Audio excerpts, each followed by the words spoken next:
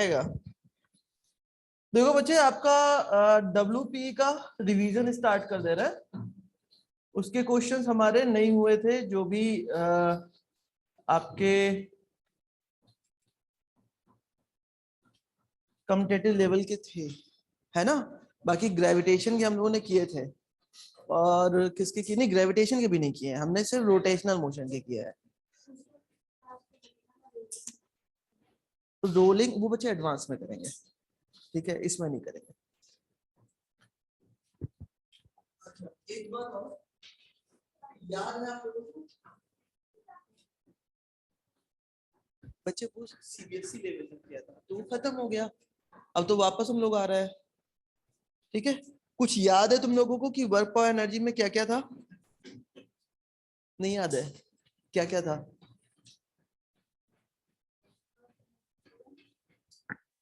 सबसे पहले तो वर्क था, सबसे पहले सर आप अभी क्या रिवीजन करवा रहे हो? नहीं बच्चे, न्यूमेरिकल करवा रहा हूं, भागने की कोशिश मत करना। वर्क में 3 तरीके के वर्क हमने पढ़े थे। पहला जीरो वर्क डन, दूसरा पॉजिटिव वर्क डन, तीसरा निगेटिव वर्क डन। बेसिकली ये तीनों के तीनों किस पे डिपेंड कर रहे थे? एंगल पे कर रहे थे। जब थीटा की वैल्यू 90 डिग्री होती थी, जब थीटा की वैल्यू 0 डिग्री होती थी, जब थीटा की वैल्यू 180 डिग्री होती थी। ठीक है, देन इसके बाद हमें क्या मिला था? हमें एनर्जी मिली थी। एनर्जी 2 तरीके की हमने पढ़ी। पहला था हमारा पोटेंशियल एनर्जी या काइनेटिक एनर्जी, जिसकी वैल्यू थी हाफ mv²। देन था हमारा पोटेंशियल एनर्जी mgh। फिर इन दोनों से रिलेटेड कुछ टॉपिक्स पढ़ा था, वो था एक थ्योरम, किसी भी सिस्टम पे हम जितना वर्क करते हैं वही वर्क उसके अंदर एज अ काइनेटिक एनर्जी के चेंज के फॉर्म में स्टोर हो जाता है। मान लो यहाँ पे आपके पास कोई काइनेटिक एनर्जी है I, जिससे ये मूव कर रहा था, हमने इस पे वर्क किया, एक्सटर्नल फोर्स अप्लाई किया F, जिसकी वजह से इसके वेलोसिटी में चेंज आया और ये कन्वर्ट हो गया KF में। ठीक है, देन हम कहते हैं जो वर्क डन हुआ इस फोर्स की वजह से, वो work done KF minus KI के इक्वल होता है ऑलवेज। अगर हमने कोई फोर्स नहीं लगाया तो जो उसकी एनर्जी होगी उसी एनर्जी के साथ वो मूव करता जाएगा। ठीक है, इसे हम कहते थे वर्क एनर्जी थ्योरम। देन इसके बाद कुछ कंजर्वेशन रूल्स आए थे, जिससे हमने अलग अलग पॉइंट पे कंजर्वेशन को यूज किया था। 2 तरीके के कंजर्वेशन हमने पढ़े। पहला कंजर्वेशन था आपका मोमेंटम। क्या कहता है momentum? m1u1 plus m2u2 is equal to m1v1 plus m2v2। ये होता है कि किसी भी इंसिडेंट से पहले का मोमेंटम, ये होता है उस इंसिडेंट के बाद का मोमेंटम, और ये दोनों हमेशा आपस में कैसे होंगे? इक्वल होंगे। इसीलिए हम कहते हैं कि जो मोमेंटम होता है वो हमेशा क्या होता है? Constant, without any external force. ठीक है, ऐसे एनर्जी की बात करें तो एनर्जी इज इक्वल टू क्या होती है? हाफ mu² प्लस mgh, या ऐसे ही लिखते जैसे ऊपर लिखा है, half m1u1² plus half m2u2² is equal to half m1v1² plus half m2v2²। बच्चे ये जो देख रहे हो फॉर्मेट, ये एक्स एक्सिस के लिए ही हमेशा अप्लीकेबल है। कभी भी एक्स एक्सिस में चेंज होगा तो, और 2 मास पार्टिकल के लिए अप्लीकेबल है। अगर हम सिंगल मास को ले लें, हाइट वाइज ले लें, तो हम इसी फॉर्मूले को चेंज कर देंगे। हम कहेंगे हाफ mv² प्लस mgh किसी पॉइंट ए पे, जहां से पार्टिकल मोशन स्टार्ट कर रहा है is always equal to half mv square plus mgh किसी पॉइंट बी पे। तो ये भी क्या है, कंजर्वेशन का लॉ है, लेकिन ये आपके वाई एक्सिस पे वर्क करेगा जब कोई बॉडी हाइट वाइज ट्रेवल कर रही होगी। ठीक है, देन इसके बाद हम लोगों ने क्या पढ़ा था, पावर।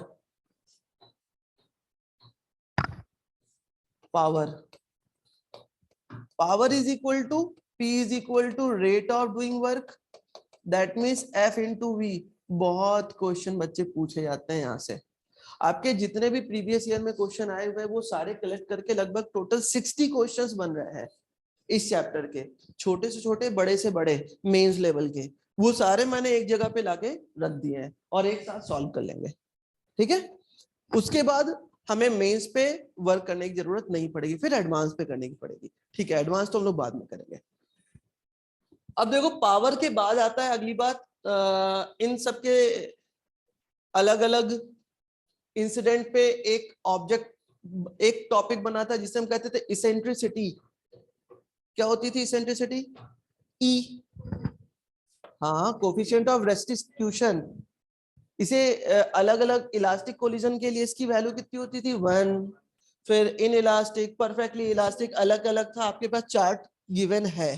ठीक है, देन अगर कोई बॉडी किसी पॉइंट से हिट करके ऊपर जा रही होती है तो इसके केस के लिए H इज इक्वल टू भी एक E के टर्म में आपके पास एक फॉर्मूला मैंने बताया था, H1 इज इक्वल टू होता है E स्क्वायर इंटू H। याद आ रहा है? आपकी कॉपी में गिवन है। तो ये किस पे डिपेंड कर रहा है? ये डिपेंड कर रहा है कि कोलिजन कैसा हो रहा है। अगर परफेक्टली इलास्टिक है तो E की वैल्यू को हम 1 लेके करेंगे।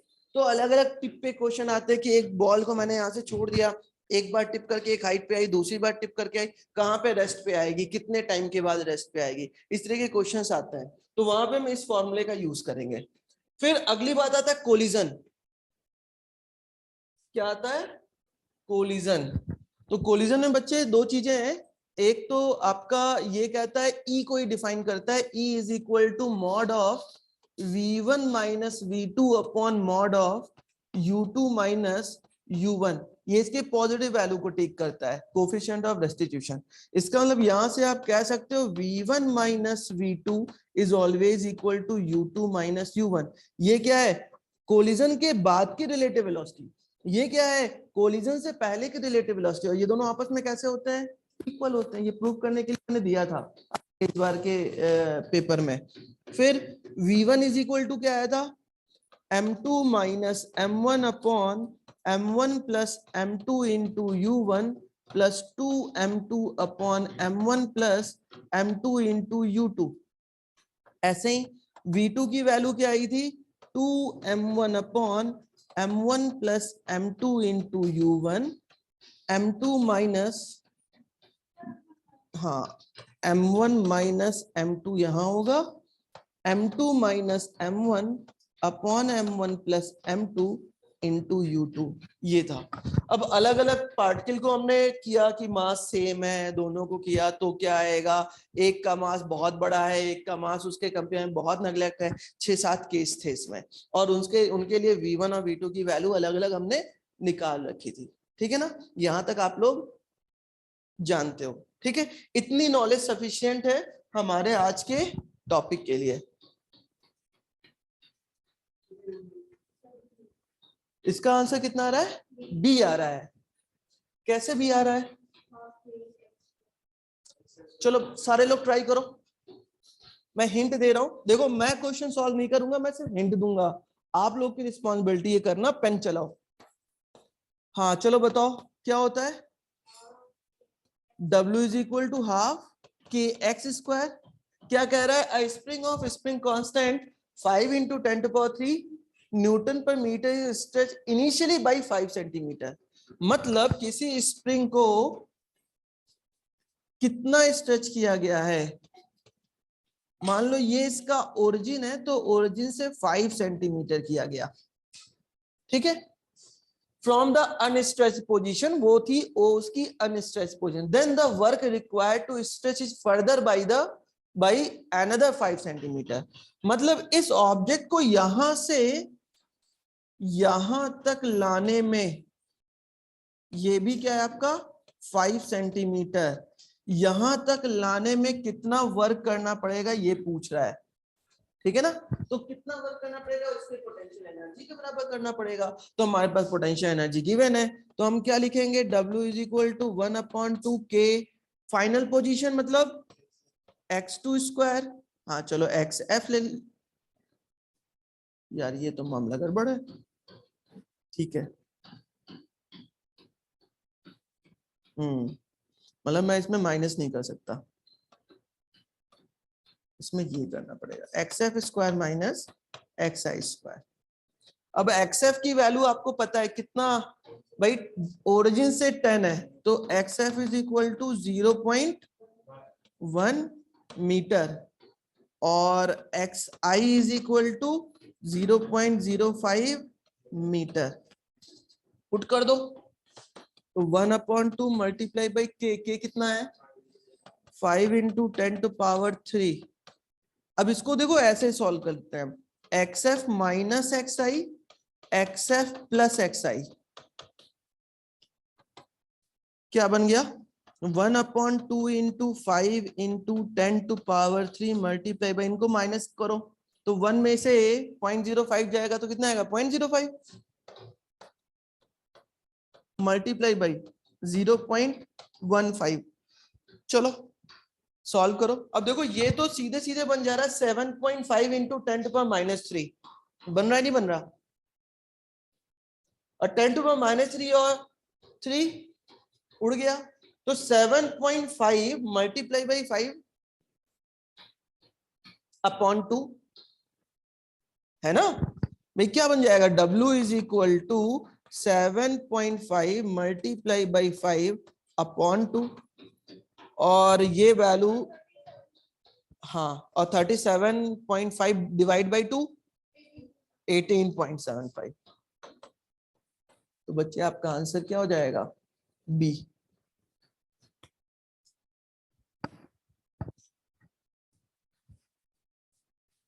ठीक, चलो अगले क्वेश्चन पे आप सॉल्व करिए। A particle of mass 10 gram moves along a circle of radius 6.4 centimeter with a constant tangential acceleration. What is the magnitude of this acceleration if the kinetic energy of the particle becomes equal to 8 into 10⁻⁻4 joule by the end of the second revolution? बच्चे ये बात ध्यान देना,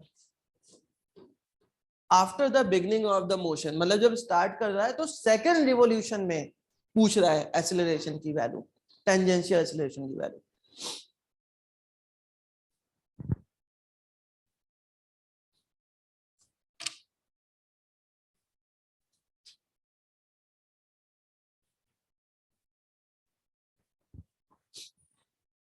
ये copy में तुम कैसे लिख रही हो, पूरी कॉपी ऐसे ही है? अच्छा,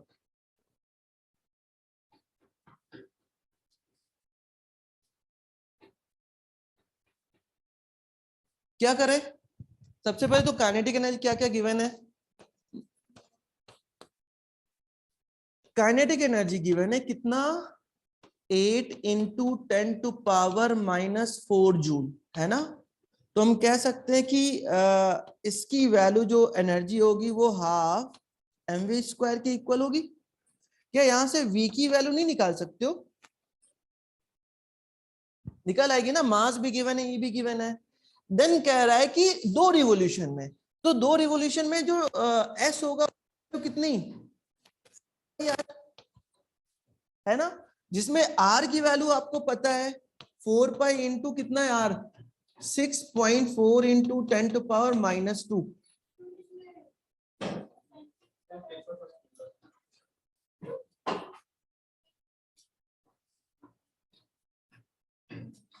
बच्चे फोर्स है ना, नहीं, वो तो v स्क्वायर अपॉन r तो टेंजेंशियल ही होता है। हाँ सेंटीमीटर होता है, सही, बिल्कुल ठीक है। अब देखो यहाँ पे r की वैल्यू कितनी है लड़की, सेंटीमीटर है, तो इसे किसे कन्वर्ट कर दिया।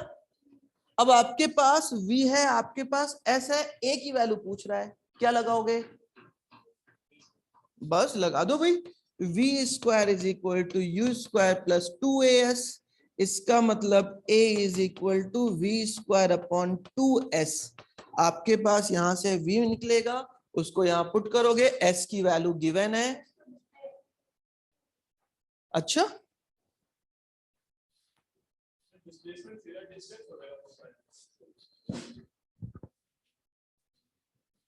कौन कहा, किसने कहा कि यहाँ पे डिस्प्लेसमेंट पुट करते हैं।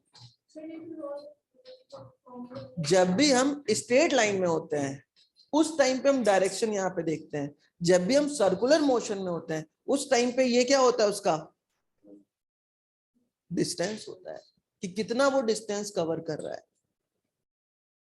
ऐसे तो पता चलेगा यार ये एक्सेलरेशन की वैल्यू इनफाइनाइट आ जाएगी, ऐसा होता है कभी, तब इनफाइनाइट से एक्सेलरेशन से कोई मूव करेगा एक राउंड को, हाँ तो डिस्प्लेसमेंट, वही तो बोलो लीनियर पाथ। भाई ये बताओ वेलोसिटी की डायरेक्शन, वहां जो वेलोसिटी होती है वो कांस्टेंट होती है सर्कुलर मोशन में, क्यों, जबकि डायरेक्शन तो है, हर एक पॉइंट पे डायरेक्शन चेंज हो रही है। हाँ तो स्पीड किससे मिल रही है, तो यहाँ क्या लेंगे,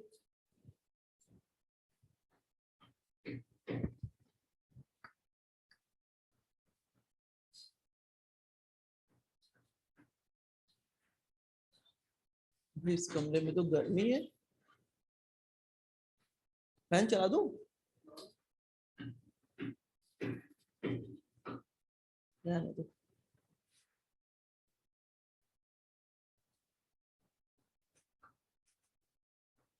दक्ष यस सर। कितना आंसर आया बच्चे,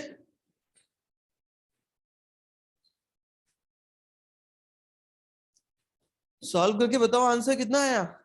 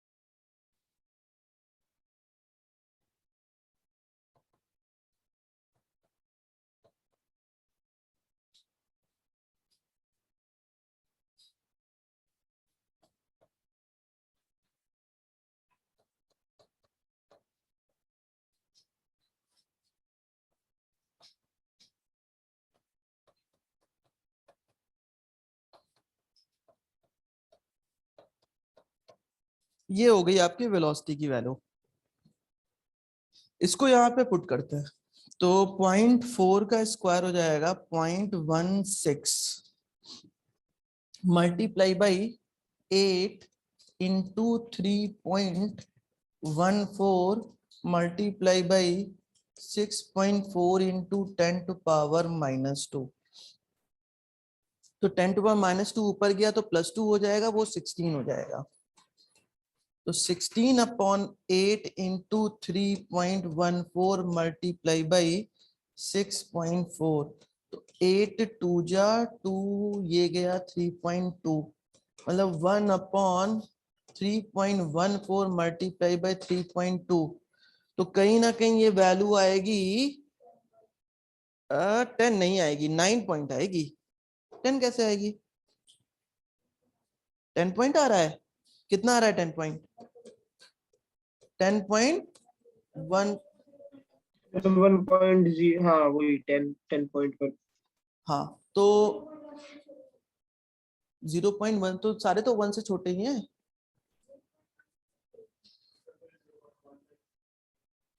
हाँ तो बताओ कौन सा ऑप्शन आ रहा है? ए आ रहा है।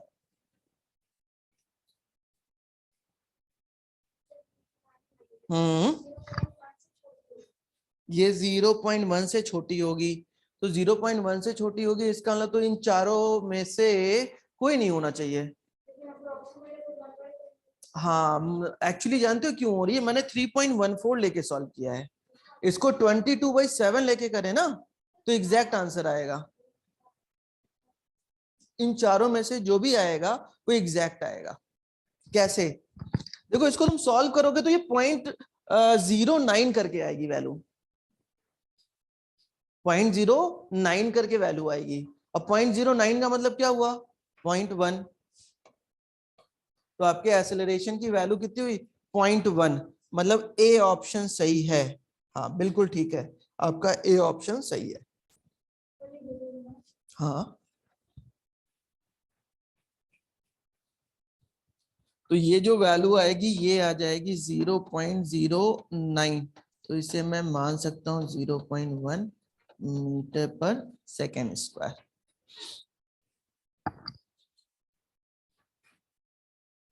ठीक है, डन। चलो अगले क्वेश्चन पे आते हैं। A body is moved along a straight line by a B। अच्छा इसलिए, मतलब कई बार आ चुका है ये। हाँ कराई होगा, तो सॉल्व करो। अगर 2 बार किया है तो तुम्हारा 5 मिनट में आना चाहिए आंसर। 5 नहीं, 2 मिनट में आना चाहिए, क्योंकि एक एवरेज टाइम मिलता है 2 मिनट। करो ट्राई। भाई कह रहा है body is moved along a straight line by a machine delivering a constant power. The distance moved by the body in time t is proportional to। तो आपको कह रहा है कांस्टेंट पावर की बात कर रहा है। अबे तुम ऐसा ऐसा मुंह मत बनाया करो यार, लगता है कि कितना खतरनाक क्वेश्चन है, तुम्हें समझ में नहीं आया? पक्का? अरे तो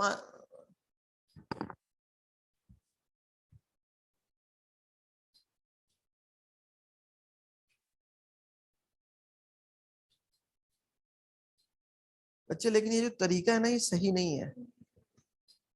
हम कभी भी हम जब प्रोपोर्शनलिटी करते हैं ना तो ऐसे नहीं कर सकते। जो तुमने इंस्टेंटेनियस निकाल दिया है वो हमेशा चेंज के साथ आता है। ये यहाँ पे तो सही आ गया, लेकिन ये हर जगह सही नहीं आएगा ये मेथड। ठीक है, हमेशा हम चेंज के साथ करते हैं। चेंज का मतलब क्या है भाई? कैलकुलस क्यों पढ़ा अगर यही करना था तो? कैलकुलस बता रहा है ना कि चेंज कैसा आ रहा है एवरेज के साथ, तो वो चेंज हमें निकालना होता है। इस तरह डायरेक्ट कर देंगे तब तो भाई 0 मिलेगा, अगर तुम कहीं भी रिटर्न वाला करके आओगे तो। अरे ठीक है, लेकिन गलत थोड़ा हम सीखेंगे। अब देखो कांस्टेंट पावर की बात कर रहा है तो P इज इक्वल टू क्या होता है? F डॉट V होता है, F डॉट S है। और ये क्या है? कांस्टेंट। तो मैंने इसे क्या मान लिया? ये हमारा है कांस्टेंट। तो यहां से हम कह सकते हैं MA into V is equal to constant. तो M into dV by dt into V is equal to constant. तो यहां से हम कह सकते हैं dt को इधर भेज दो तो mv dv is equal to constant c मान लिया इंटू dt, इंटीग्रेट करो पूरे को, तो क्या हो जाएगा mv square by 2 is equal to ct, mv square by 2 ct। अब देखो m और 2 क्या है, कांस्टेंट है, तो जब यहां जाएगा 2c बाई m, ये पूरा कांस्टेंट हो जाएगा, तो आपको v square is equal to क्या मिल गया, कांस्टेंट इनटू t। इसका मतलब v इज इक्वल टू क्या मिल गया, कांस्टेंट इनटू रूट t। इसका मतलब dx upon dt is equal to c into root t। तो dx is equal to c into T to power half into D T. फिर से integrate करो तो x is equal to C, इसमें आ जाएगा t टू पावर 3/2 अपॉन 3/2। तो हमें यहां से क्या मिला, x proportional to t to power 3/2। इसका मतलब आपका ऑप्शन बी है। अच्छी बात है, रट्टा मारे हुए टाइम नहीं खर्च होगा, लेकिन तरीका भी हमें सीखते हुए चलना है। अब ऐसे क्वेश्चन बहुत दिए हुए हैं, 2-3 क्वेश्चन अभी आगे और मिलेंगे ऐसे ही, अलग अलग काइनेटिक एनर्जी के साथ, पावर के साथ, पावर अलग दे देगा, चेंज करके दे देगा। Done.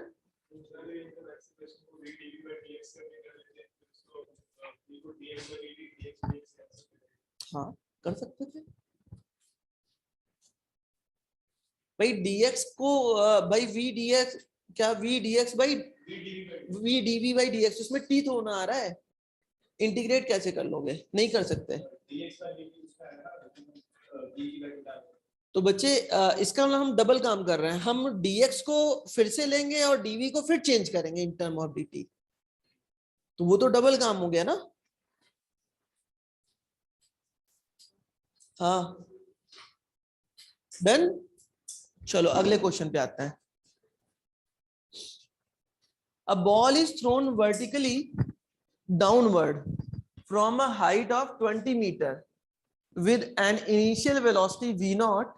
It collides with the ground and loses 50% of its energy in collision। मतलब समझ में आया, मैंने यहां से किसी चीज को ड्रॉप किया और वो टकराने के बाद 50% एनर्जी अपनी खर्च कर दिया। इसका मतलब, हाँ भाई वर्टिकली डाउनवर्ड किया गया है। इसका मतलब एक नॉलेज तो हमें मिल गई कि के एफ अपॉन के आई की वैल्यू कितनी होगी, हाफ, क्योंकि 50% कम हो जा रहा है। अगली बात देखो, and rebound to the same height the initial velocity V not is. अगर ऐसा है तो इसकी इनिशियल वेलोसिटी वी नॉट की वैल्यू क्या होगी, जी की वैल्यू को 10 लेनी है। मैंने आधी डिस्टेंस तक मैं पहुंचा दिया। अब तुम यहां से वी एफ और वी नॉट के बीच में रिलेशन बना सकते हो इस इक्वेशन से, करिए ट्राई।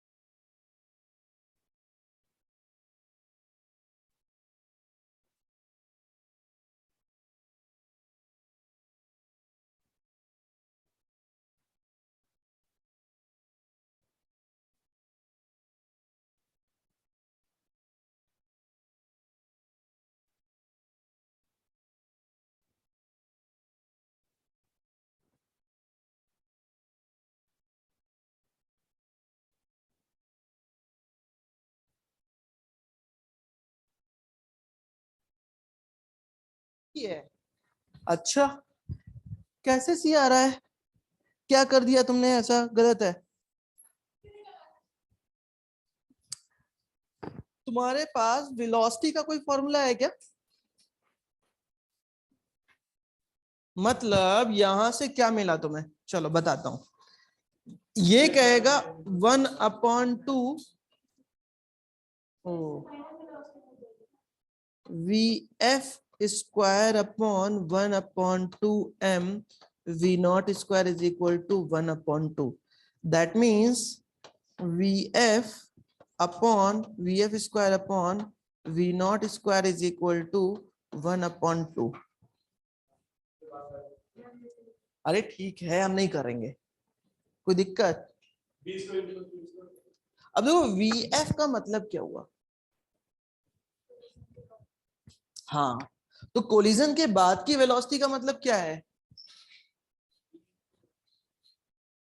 और कोलिजन से पहले की वेलोसिटी का क्या है? अगर ये बात समझ जाओ तो तुम्हारा काम आसान हो जाएगा।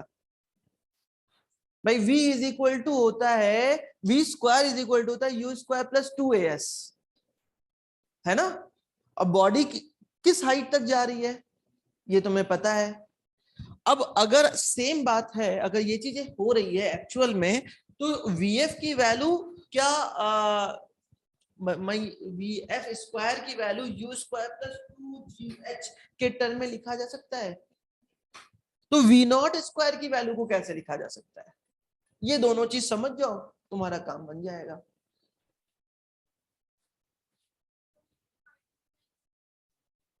पढ़ो क्वेश्चन, देखो क्वेश्चन तो पढ़ो। हाँ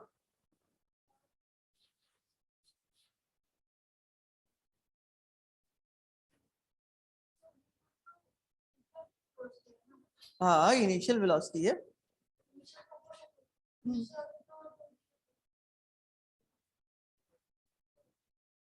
यही चीज तो मैं बोल रहा हूँ, सोचो। और तो वीएफ क्या होगा? भाई वीएफ कहीं ना कहीं वी नॉट प्लस 2gh होगा,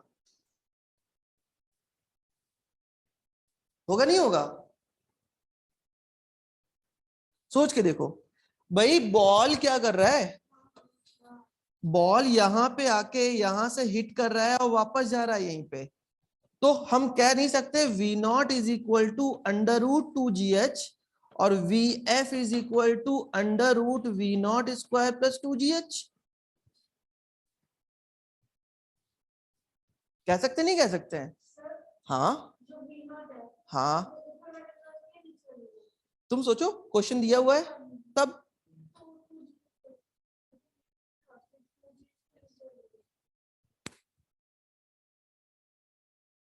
जी की वैल्यू, एच की वैल्यू और वी की वैल्यू। भाई माइ V is equal to V not square is equal to क्या आएगा? माइनस में आएगा ना, अगर तुम ऐसा सोच रही हो तो। अब मैंने उसको प्लस में लिया है। समझदार के लिए इशारा काफी है, साइन कन्वेंशन भूल रहे हो और कुछ नहीं। अरे भाई तुम कह रहे हो कि सर यहां से छोड़ रहे हैं, यहां से थ्रो कर रहे हैं, छोड़ रहे हैं, तो ये वेलोसिटी वी नॉट हुई, वहां पे 0 हुई, तो क्या हुई?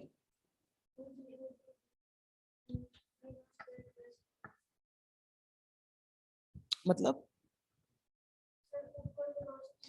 देखो क्वेश्चन में कह रहा है व्हेन, सॉरी कहां गया, it collides with the ground and loses 50% of its energy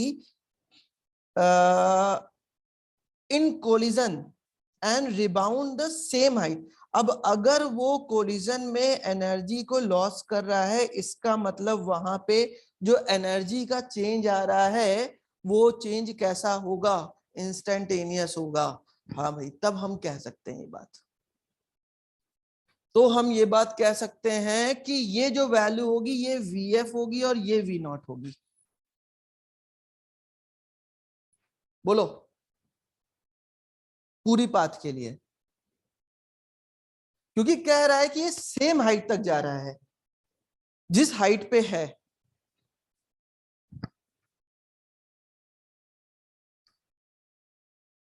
नई बात समझ में आई मेरी?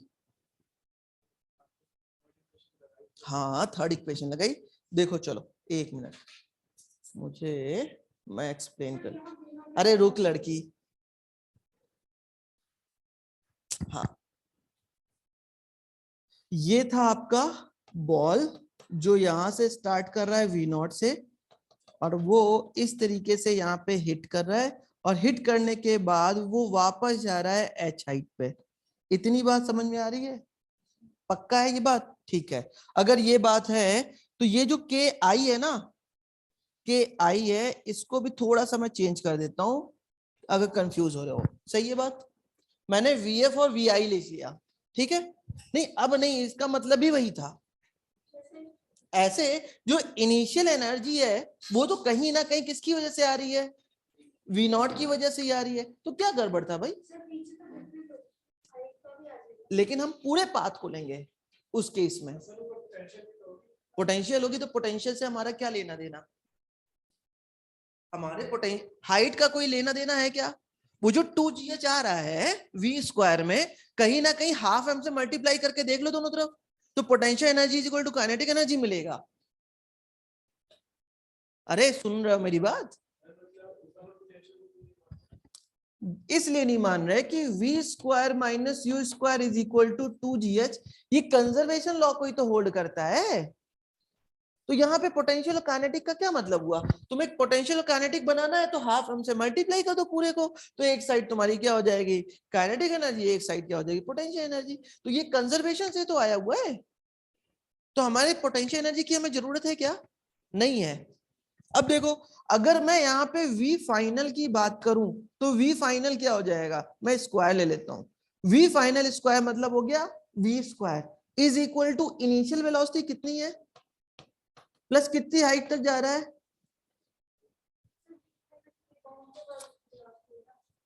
अरे एक मिनट रुको भाई, V square is equal to U square plus 2AS हुआ।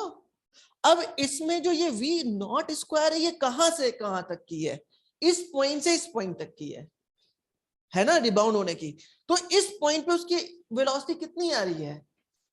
किसके लिए? जब ये रिबाउंड हो रहा है उस केस के लिए। यहां पे वेलोसिटी की वैल्यू कितनी? 0 है ना। इसका मतलब इसकी वैल्यू क्या मिल गई हमें? 0। तो VF is equal to under root 2gh, equation 1। सही है बात? अनन्या क्या नहीं आया? अच्छा, जब वो हिट कर रहा है, हिट करने पे उसकी वेलोसिटी होगी क्या? ग्राउंड मूव कर रहा है क्या? वो तो रिएक्ट कर रहा है। ठीक है,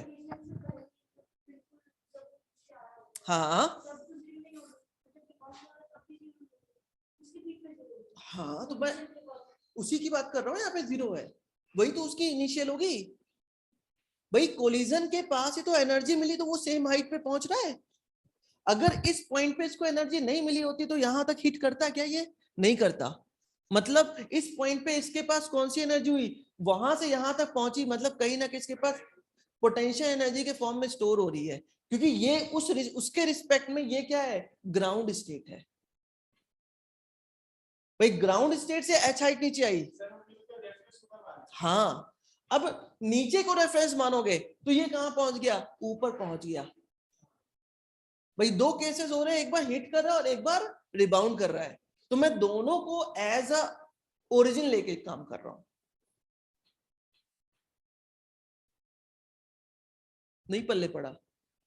अच्छा तुम क्या कहना चाह रही हो? चलो बताओ। यहाँ पे ये नहीं होना चाहिए तो क्या होना चाहिए?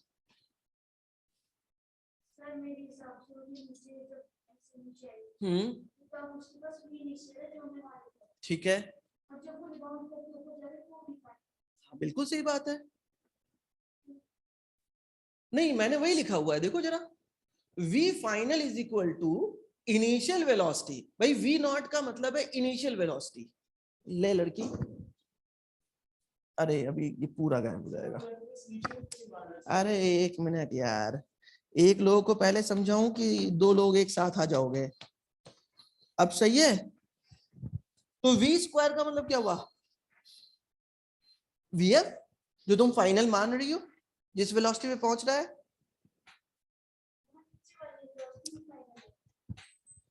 बच्चे पहली केस नहीं, मैं दूसरे केस की बात कर रहा हूं।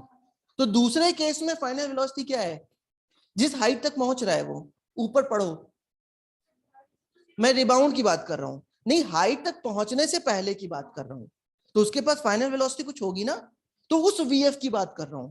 और उस वीएफ से पहले एनर्जी कितनी होगी भाई, सीधी सी बात है, इनिशियल होगी। और इनिशियल होगी तो वो कैसी होगी, ये हम कंजर्वेशन में सीख चुके हैं।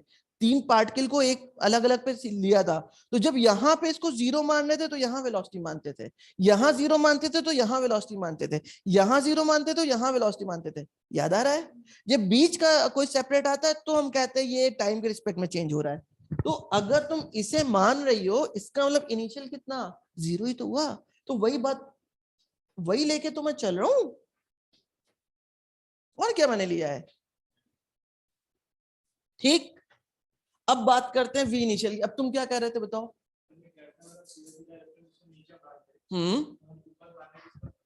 बच्चे वो वहां पे ना माइनस साइन का झोल हो जाएगा, मैं वहां तक नहीं पहुंचना चाह रहा।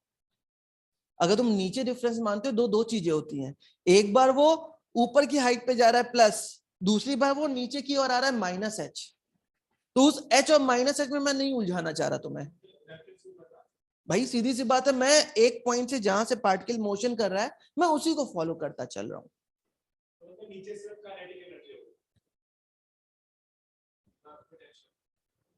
दोनों होगी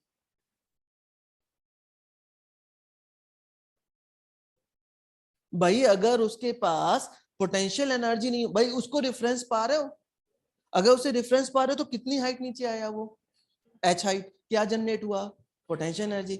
अब अगर उसके पास भाई 50% एनर्जी लॉस भी हो रही है, तो क्या सेम हाइट तक जाएगा वो, नहीं जाएगा ना।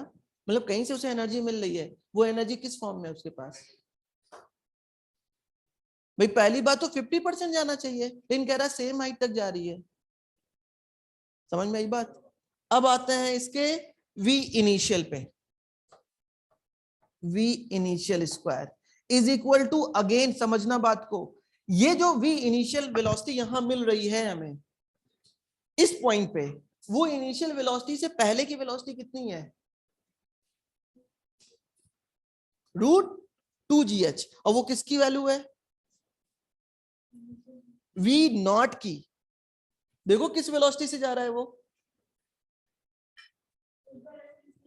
हाँ सीधी सी बात है। तो इनिशियल वेलोसिटी कितनी हुई, वी नॉट हुई। तो आपको क्या मिल जाएगा, V not square plus 2gh। But बच्चे ये आपकी 0 नहीं होगी। अब हम पहले केस पे आ गए, जहां से वो नीचे की ओर जा रही थी, जिस इनिशियल से वो ऊपर की ओर भाग रहा था। ठीक है, दोनों वैल्यूज को पुट करो यहां पे। अंडर रूट, अरे अंडर रूट नहीं भाई, स्क्वायर है ना इस जगह पे, तो ये हो जाएगा 2gh upon V not square plus 2gh is equal to 1/2। h की वैल्यू आपके पास पता है ना। मुझे फटाफट वी नॉट की वैल्यू निकाल के बताओ, g की वैल्यू 10 लेनी है।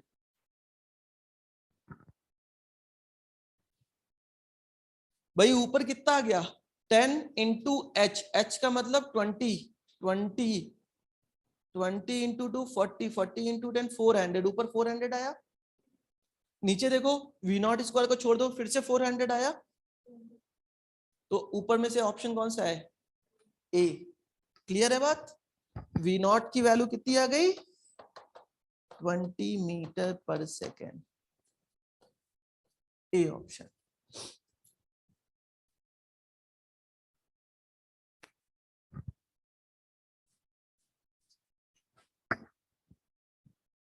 निशिका नहीं समझ में आया,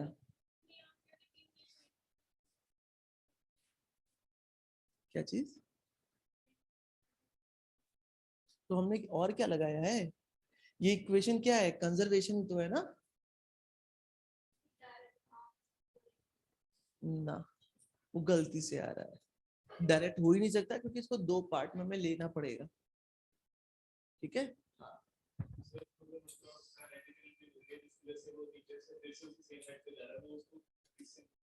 वो हमें इसके सरफेस से मिले या फिर ऐसी बॉडी है, सुपर इलास्टिक बॉडी है। तो सुपर इलास्टिक बॉडी क्या होती है, वो उस हाइट के ऊपर जाती है, तो कहीं ना कहीं वहां तक पहुंच रही है ये। अब अगर ई का रोल इसमें हमें करना होता तो ई के रोल को हम एज अ सुपर इलास्टिक लेके चलते। जबकि बच्चे आप ऐसा समझो कि इसको ऊपर से छोड़ा नहीं गया है, आप ऐसा समझो फेंका गया है, थ्रो किया गया है। समझ में आ रही बात? हाँ, तो वो भाई क्या कर रहा है, वो अगर छोड़ा जाता तो कहीं ना कहीं कुछ हाइट तक जाता, लेकिन ऊपर से फेंका जा रहा है, इसलिए वो सेम हाइट तक वापस आ रहा है। ठीक है। अब देखो इसमें क्वेश्चन को चेंज करना हो, इसे बदलना हो, तो बहुत से तरीके हैं बदलने के।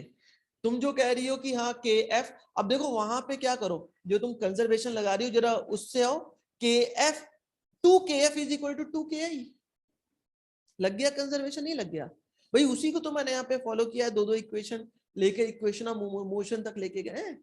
आप सीधे वहां से सॉल्व कर सकते थे कि 2kf is equal to ki, दोनों साइड उसकी वैल्यू रखते हैं भाई, मतलब एक साइड की एनर्जी दूसरे साइड की एनर्जी, एक तरफ हाइट की वजह से भी आ रही होगी और एक तरफ सिर्फ हाइट की वजह से आ रही होगी। भाई kinetic energy plus potential energy is equal to potential energy, उन दोनों को सॉल्व करो, देखो यही इक्वेशन बनेगा जो लेकर आया हूं मैं। आप वैसे भी कर सकते थे। ठीक, और क्या था? क्या? तो लिख लो ना बच्चे, यहाँ पे इक्वेशन बन रही है, ये देखो भाई, ऊपर वाले को यहाँ पे हाफ m से मल्टीप्लाई करो, नीचे वाले को हाफ m से मल्टीप्लाई करो, इसमें कौन सी बात है? नहीं हो गया? mgh upon kinetic energy plus potential energy, भाई sorry 2mgh is equal to kinetic energy plus potential energy. मिल गया? मैं समझ में आई बात? तुम लोगों को समझ में आई बात? अगले क्वेश्चन पे है, नोट कर लिया? बहुत आसान सा क्वेश्चन है, बताओ आंसर। सारे लोग आंसर दे सकते हो, कुछ नहीं करना है, तुम चुप रहना और तुम भी चुप रहना, नहीं और तुम भी चुप रहना, देवी जी तीनों लोग चुप रहना, बाकी मैं इन सब से आंसर चाह रहा हूं। बच्चे फोर्स दिया हुआ है, एफ की वैल्यू दिया हुआ है, समझना, और कह रहा है एल लेंथ के लिए वर्क की वैल्यू निकालो। तो W D W is equal to क्या होता है, एफ इंटू डी एक्स, है ना? एफ की वैल्यू पता है, इसे क्या करोगे, इंटीग्रेट करोगे with respect to 0 to L, आपको आंसर मिल जाएगा। करो फटाफट, तुम तीनों में से कोई आंसर नहीं देगा।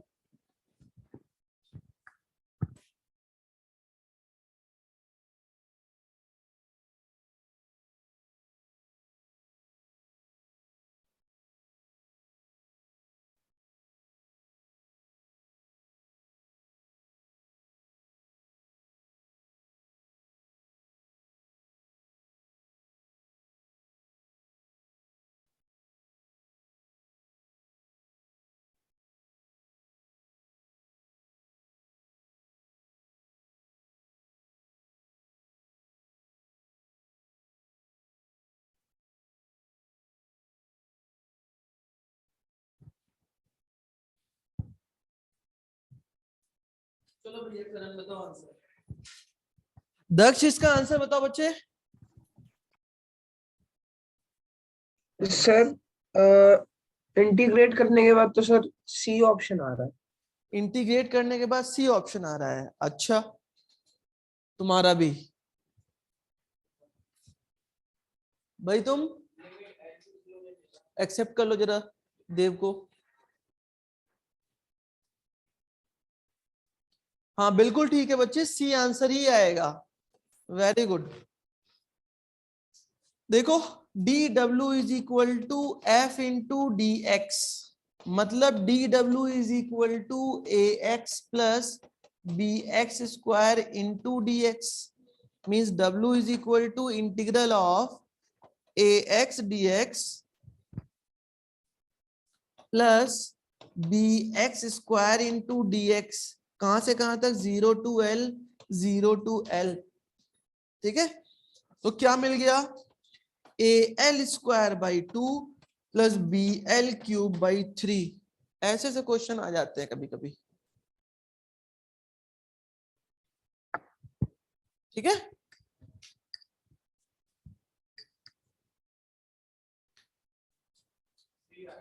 हाँ अच्छा, बहुत बढ़िया। तो वो है भी टॉपिक बहुत बड़ा। लो तुमने पोटेंशियल नहीं बोला, मैंने दे भी दिया पोटेंशियल एनर्जी। बताओ ऑप्शन, सारे लोग बता सकते हो।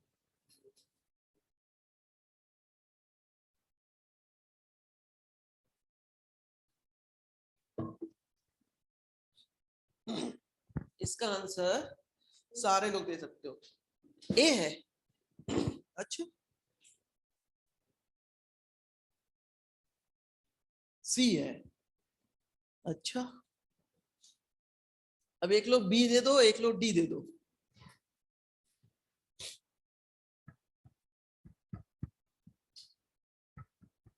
बी तो नहीं है ना, वेरी गुड भाई। जब ए हो सकता है तो बी भी हो सकता है, नहीं ना? अच्छा ठीक है, गलत है। पता नहीं, तुम भूल गई। पोटेंशियल एनर्जी का ग्राफ बनाओ with respect to R, elasticity में बनवाया था। अब वो किस क्वाड्रेंट में आया था, पॉजिटिव की नेगेटिव? तो बताओ।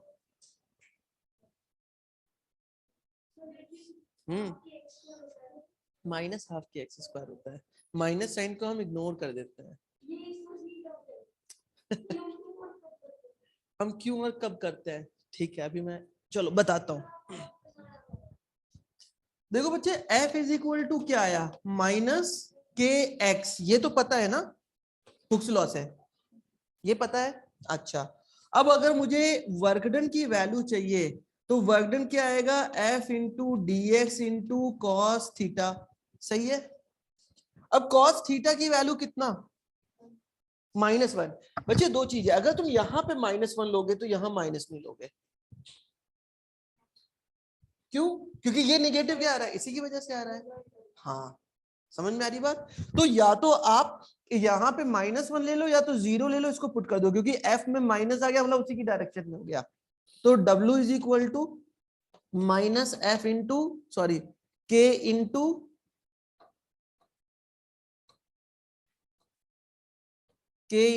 X into d x. Integrate कर दो जरा, तो W is equal to half k x square minus sign. ये इसकी पोटेंशियल एनर्जी हुई। अभी रुको, अभी पूरी बात कहां बोला, यही तो एनर्जी हुई। लेकिन अब समझो बात को, मैंने इसमें ब्लॉक को यहां से लेके यहां तक मूव कराया, एम एम, ये था एक्स आई, ये था एक्स एफ। बोलो हाँ। अब एक्स आई बड़ा होगा कि एक्स एफ बड़ा होगा? X F. एक्स आई छोटा होगा। हम जब इंटीग्रेट करते हैं ना, जब पॉजिटिव आता है तो एक्स एफ से एक्स आई आते हैं।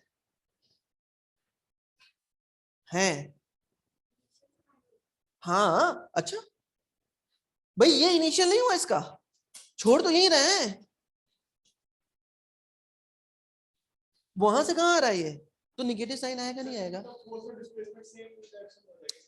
हाँ बच्चे, भाई सीधी सी बात है, अगर तुम यहां से कर रहे हो तो ये तुम्हारा क्या शो कर रहा है, निगेटिव साइन को। तुम यहां से यहां आ रहे हो, इसका ये कौन सा है, पॉजिटिव साइन को। बस यही फर्क है। जब हम इसकी बात करते हैं तो हम इंटीग्रेट करते हैं X I to X F. जब हम हाफ के एक्स स्क्वायर की बात करते हैं तो इसे कहते हैं के एक्स एफ टू एक्स आई, जो रियल सिचुएशन होती है। बहुत बड़ा रूल है ना। हट।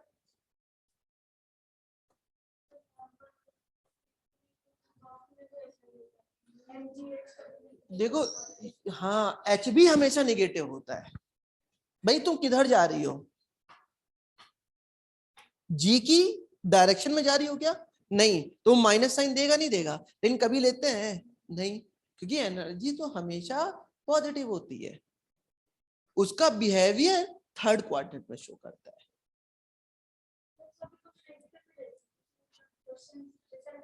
बच्चे वो हम कंजर्वेशन में लेते हैं। जब कंजर्वेशन की इक्वेशन बनती है ना, जब टोटल एनर्जी के साथ हम ट्रीट करते हैं तो माइनस लेते हैं, अदरवाइज कभी नहीं लेते। नहीं, ग्रेविटेशन में नहीं, हमेशा हम कंजर्वेशन की जब इक्वेशन बनाते हैं तो अभी आगे एक क्वेश्चन आएगा, डोंट वरी। वो जो प्लस लेते हैं ना, उस केस में जी की वैल्यू को हम वैसा मानते हैं। जनरली जो बुक में होते हैं, जितने भी बुक देखोगे उसमें जी की वैल्यू को ऊपर पॉजिटिव माना गया है, फॉरवर्ड डायरेक्शन है। एससीवी ले लो, यूनिवर्सिटी फिजिक्स ले लो, तुम क्या नाम है, रश्मि हॉलिडे ले लो, ये लोग बोल रहे हैं, एसएल अरोड़ा ले लो, ये लोग कह रहे हैं कि अगर नीचे है तो निगेटिव है क्योंकि ये नेचुरल है, सॉरी नीचे है तो पॉजिटिव है, ये नेचुरल है। तो इस चीज का ध्यान रखो, हर एक बुक की सेकंड जनरेशन अलग होती है। बच्चे हमेशा हाफ के एक्स स्क्वायर लेना है, कभी भी न्यूमेरिकली सॉल्व करोगे ना तो उसको हाफ के एक्स स्क्वायर ही लोगे, लेकिन जब हम उसके फीलिंग की बात करेंगे, जैसे ग्राफ, तो ये हमेशा कैसा होता है, निगेटिव। पोटेंशियल एनर्जी हमेशा निगेटिव होती है बिकॉज ऑफ अट्रैक्शन वर्क करता है, ये मैंने पहले ही बताया था। तो अट्रैक्शन के लिए हमेशा वैल्यू क्या आएगी, निगेटिव। इसमें कोई कंफ्यूजन होना ही नहीं चाहिए क्योंकि ये तो सबसे पहले हमने डिस्कस किया था, बहुत बड़ा डाउट था। हाँ,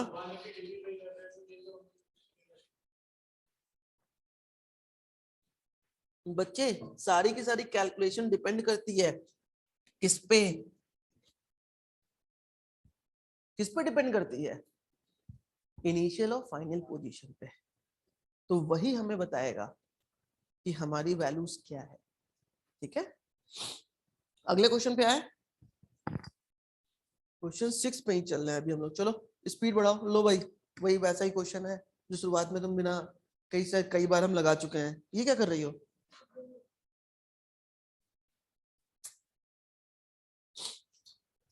बच्चे करिए फटाफट और आंसर दीजिए।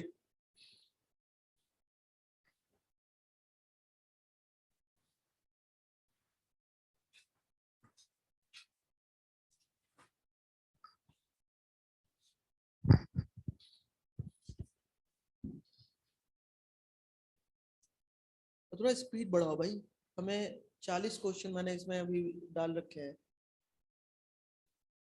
हाँ, थोड़ा स्पीड बढ़ाइए।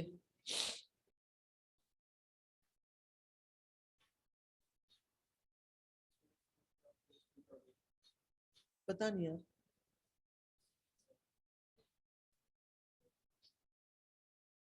मंडे को कौन सा टेस्ट है? जेई का है?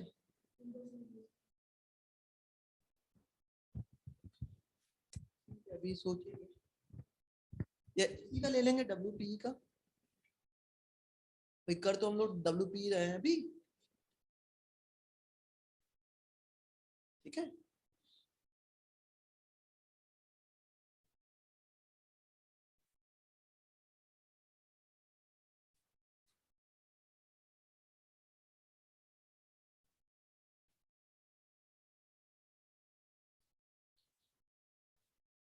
देव। अच्छा तुम ऐसे बोलोगे?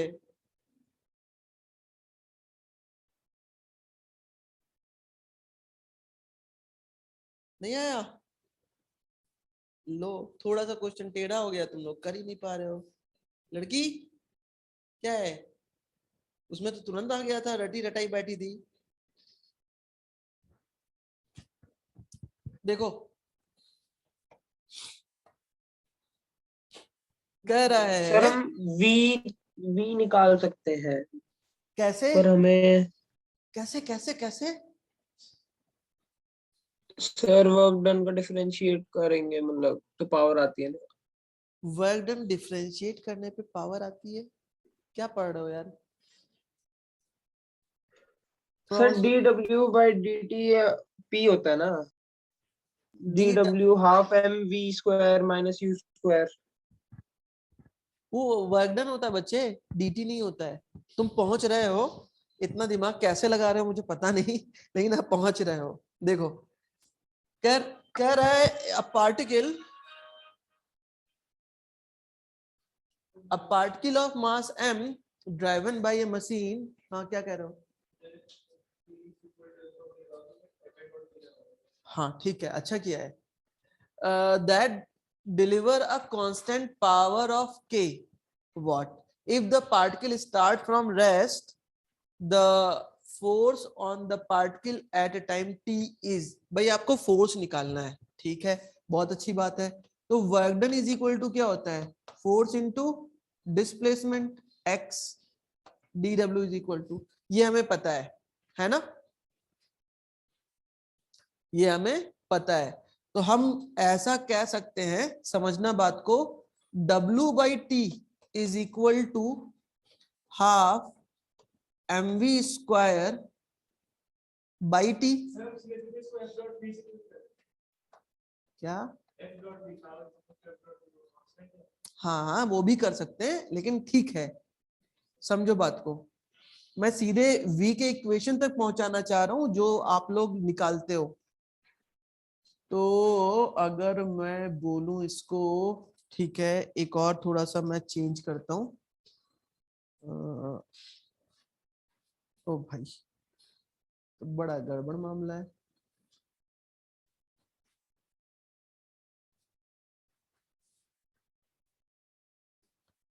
देखो, अगर हमें वेलोसिटी की वैल्यू मिल जाए, क्या ए नहीं, ए नहीं है, अगर मुझे वेलोसिटी की वैल्यू मिल जाए तो हमारा काम थोड़ा आसान हो जाएगा। कैसे भाई, वेलोसिटी है उसको एक बार डिफरेंशिएट कर दें, एक्सेलरेशन मिल जाएगा, मास से मल्टीप्लाई कर दें तो हमें क्या मिल जाएगा, हाँ फोर्स सर, मिल जाएगा। यार हो जाएगा, लेकिन यहाँ पे पावर कह रहा है, पावर को एज अ के वाट हमें ट्रीट करना है,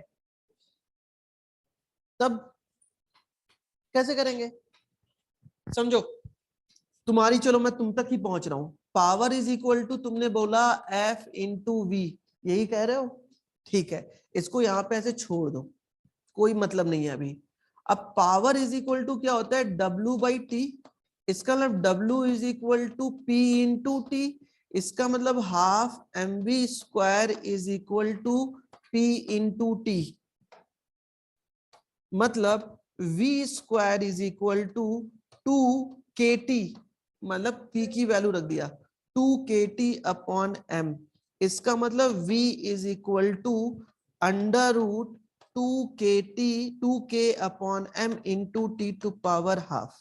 डिफरेंशिएट कर दो एक बार, तो क्या मिल जाएगा हमें, v dv by dt is equal to, ये तो कांस्टेंट है, इसकी जगह पे आ जाएगा 2k बाई m इंटू, क्या बनेगा बच्चे यहाँ पे, t टू पावर 3/2 अपॉन 3/2, सही है।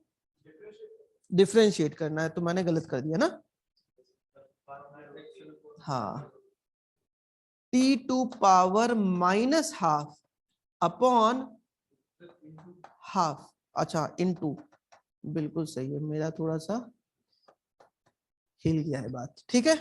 अब देखो, इसको अंदर मल्टीप्लाई करो, तो अंदर करोगे तो 1/2 हो जाएगा, तो क्या आ गया, a is equal to under root k upon 2m in t to power minus half, m से मल्टीप्लाई कर दो, तो ma is equal to m अंदर गया तो ये हो जाएगा mk by 2 into t first to option power, गलत है, f is equal to under root mk by 2 t to power minus half, D option.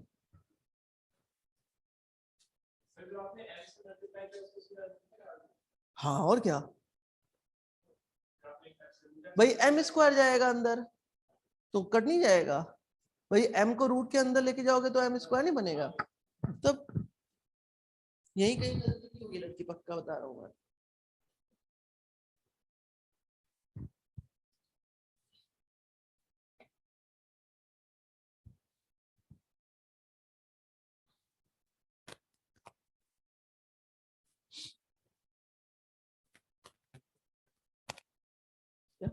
हाँ तो तुम्हारे खुशी के लिए लिख दिया है वहां पे, तुम्हारी खुशी के लिए लिख दिया भाई वहां पे, कि तुम खुश रहो कि हाँ तुम्हारा कुछ तो किया।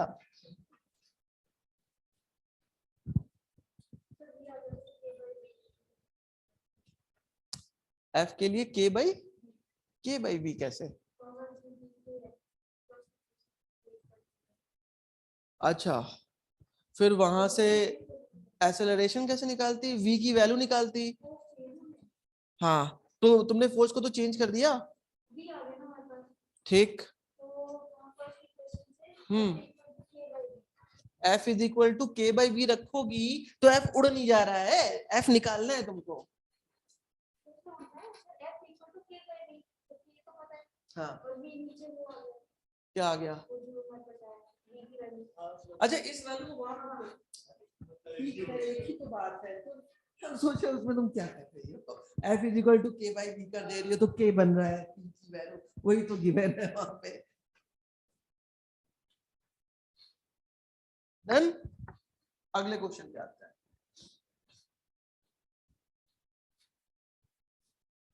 A moving body with a mass m1 and velocity u strike a stationary body of mass m2। चलो फिगर बनाते हुए काम करते हैं।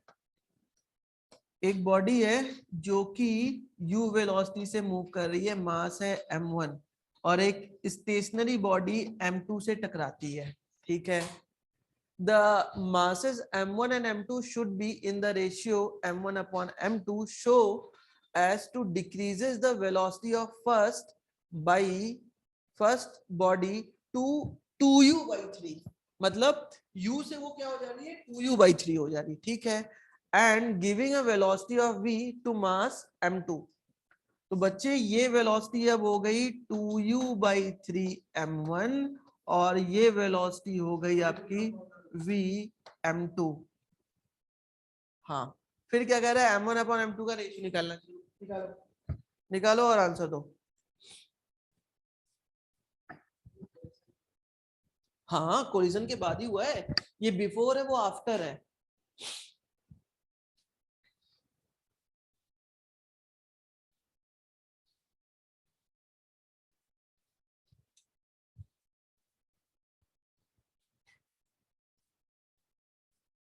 इस बात को ध्यान रखना, ये माना गया है परफेक्टली इलास्टिक इम्पैक्ट, मतलब कोफिशिएंट ऑफ रेस्टिट्यूशन की वैल्यू 1 है।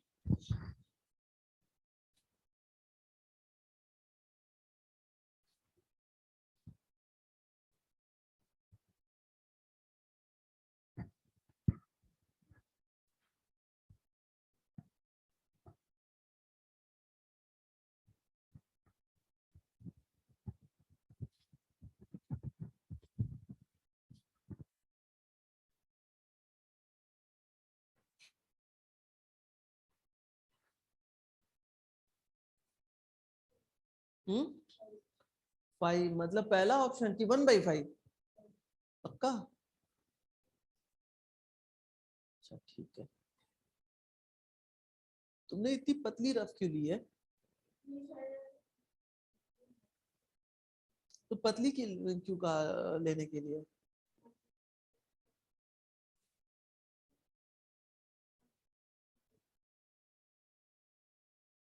रफ हमेशा जितनी मोटी मिल सके उतनी लो भाई, एक ही में सब कुछ आ जाए वो तुम्हारे लिए रिवाइज करना आसान है। करते, अब तुम 3-4 कॉपी पढ़ती हो तभी तो तुम्हारा मामला गड़बड़ होता है, परेशान रहते हो। एक ही में सब कुछ करो, फेयर अलग बनाओगी, रफ अलग बनाओगी और तीसरी एक अलग बनाओगी। भाई रिवाइज करने के लिए तुम्हारे पास एक चीज होनी चाहिए, 3 चीजें 4 चीजें नहीं होनी चाहिए। रफ मतलब जैसे ये जो कर रहे हो ना, इसमें क्वेश्चन डालते हुए तुम करते जा रहे हो, ये शीट में मिल जाएगी, ऊपर जगह छोड़ दो क्वेश्चन की सारे। घर गए सिर्फ क्वेश्चन लिखना है, क्वेश्चन लिख लिया तुम्हारा वो पेयर तैयार हो गया।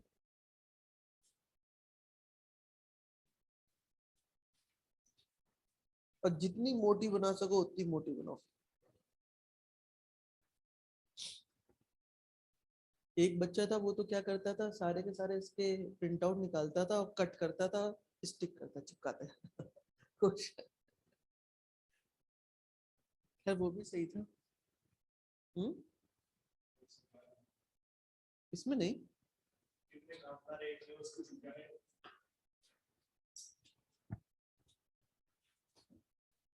चलो देखते हैं, तो पहले कंजर्वेशन ऑफ मोमेंटम लगाते हैं। तो m1u is equal to m1 2u/3 plus m2v। सही है बात, बिल्कुल सही है बात। तो यहां से लिख सकते हो आप m2v is equal to m1 3u minus 2u upon 3, मतलब m1u/3 m2v is equal two equation 1। अभी नहीं वन करते, अब इसका रेशियो क्या चाहिए हमें, m1 अपॉन m2। तो m1 upon m2 is equal to हो जाएगा 3v अपॉन u। इसे इक्वेशन 1 कह देते हैं। अगर v की वैल्यू मिल जाए तो हमारा काम आसान हो गया, है ना। तो कैसे मिलेगा, रिलेटिव वेलोसिटी लगा दो। उधर की relative velocity v minus 2u/3 is equal to इधर की velocity u, means v is equal to u plus 2u/3 means ये हो जाएगा 5u/3। v की वैल्यू पुट करो यहाँ पे, तो m1 upon m2 is equal to 3 multiply by 5u/3/u। तो u से u उड़ गया, 3 से 3 उड़ गया, m1 upon m2 is equal to 5। बिल्कुल ठीक है, मतलब पहला ऑप्शन।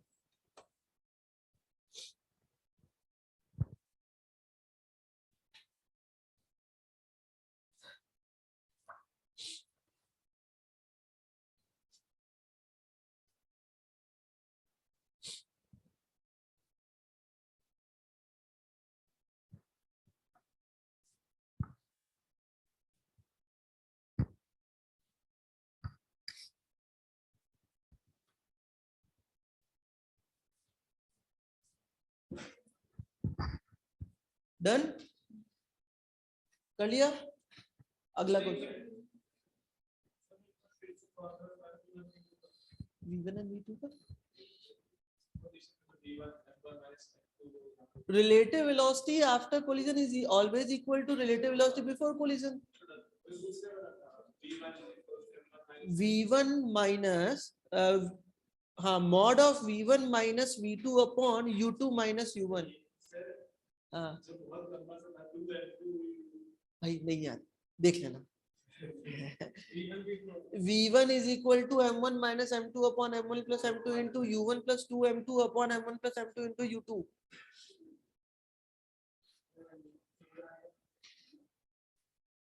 तो उसका यहाँ कोई काम नहीं है, कंजर्वेशन ऑफ मोमेंटम लगाया है।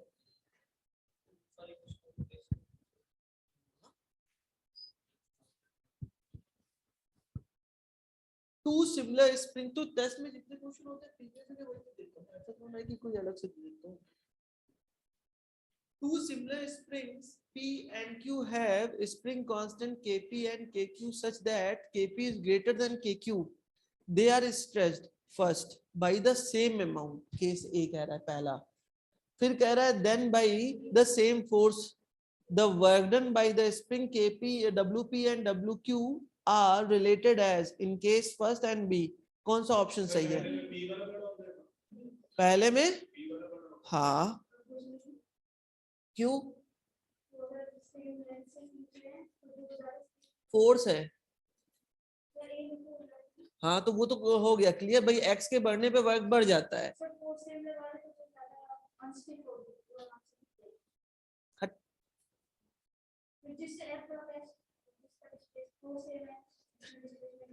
और सोचो, के की वैल्यू पुट कर दो सर, f by x। हाँ वहां से निकाल लो, तो खुद ब खुद मिल जाएगी वैल्यू कि वो इनवर्सली प्रोपोर्शनल है y है। देखो बच्चे तुम लोग भी, केस ए क्या कह रहा है, किसके रिस्पेक्ट में?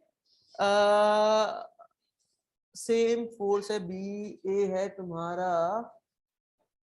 एक्स के रिस्पेक्ट में। अगर एक्स की बात करें तो जो सबसे बड़ा, जो ज्यादा खींचेगा, भाई तुम्हें पता है work done is proportional to X, तो वर्क डन किसका, वर्क डन नहीं के कह रहा है ना, हाँ तो वर्क डन ही के हो जाएगा, बात कोई अलग नहीं है, के प्रोपोर्शनल टू एक्स, क्योंकि के इज इक्वल टू क्या होता है, हाफ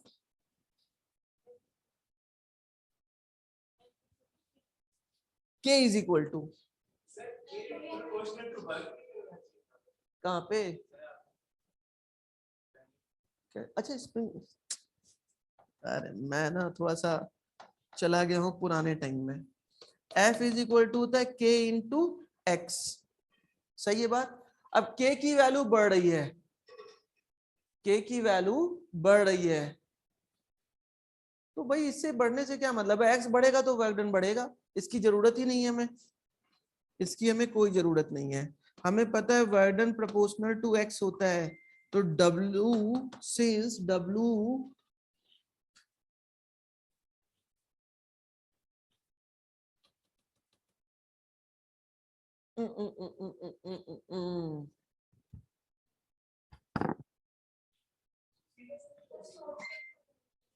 हाँ हाँ, क्वेश्चन कह रहा है बच्चे कि स्प्रिंग कांस्टेंट दो अलग अलग स्प्रिंग है, ठीक है। पहले स्प्रिंग कह रहा है कि केपी, उसकी जो के की वैल्यू है फोर्स कांस्टेंट वो बड़ी है, ज्यादा है। मैंने एक स्प्रिंग ये ले ली और एक स्प्रिंग थोड़ी सी पतली ले ली, मैंने कहा ये है केपी, ये है के क्यू, और कह रहा है केपी इज ग्रेटर देन के क्यू, ठीक है।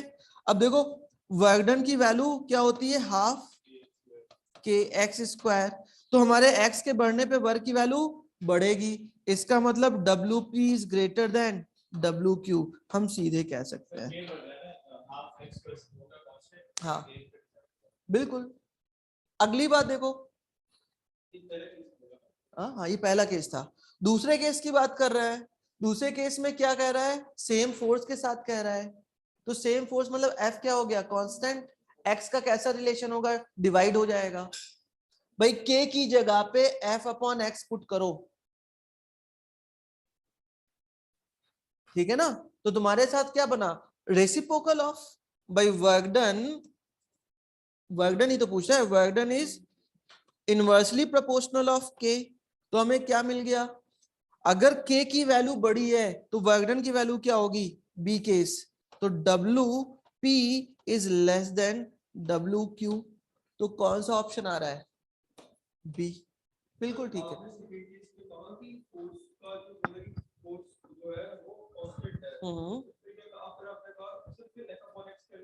हाँ x की जगह पे जो हाफ के एक्स स्क्वायर है उसकी जगह पे हम f बाई के लिख सकते हैं ना, तो बस वही पुट कर दिया। भाई हम कुल मिला के इन टर्म ऑफ के और w रिलेशन बना रहे हैं और कुछ नहीं।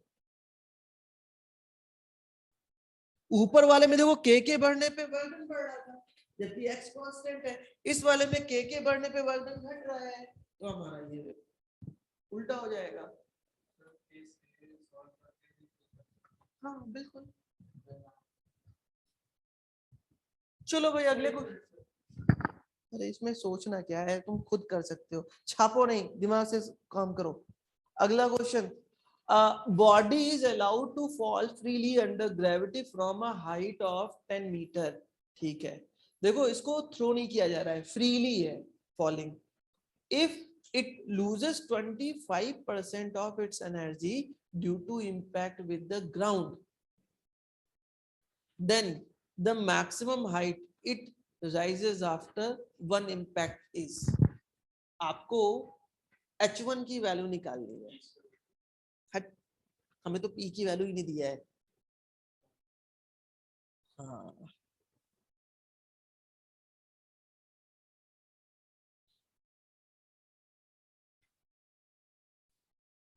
ऑप्शन क्या है, अच्छा देखो फिगर देखो पहले तो, हमने माना बॉल को मैंने h हाइट से छोड़ा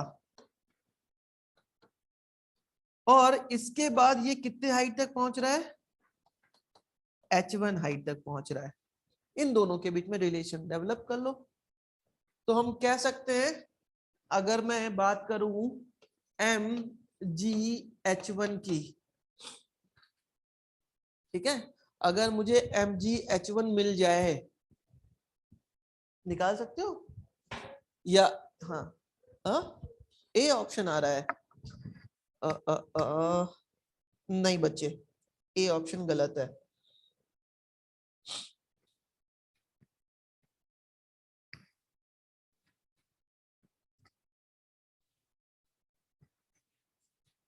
अगर मुझे mgh1 की वैल्यू मिल जाए तो हम h1 की वैल्यू निकाल सकते हैं, है ना। तो mgh1 की वैल्यू कैसे निकलेगी, कहीं ना कहीं 40/3। कोई नहीं है इसमें चांस है तो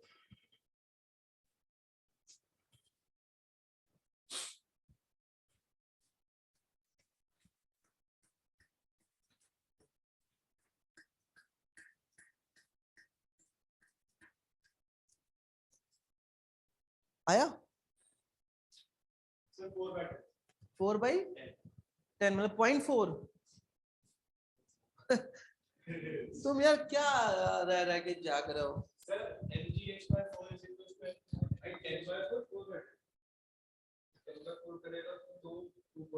गलत है ना वो तो आंसर। चलो देखो मैं बताता हूं। मान लिया ये है आपकी एनर्जी E1 जो हमें निकालनी है, ठीक है।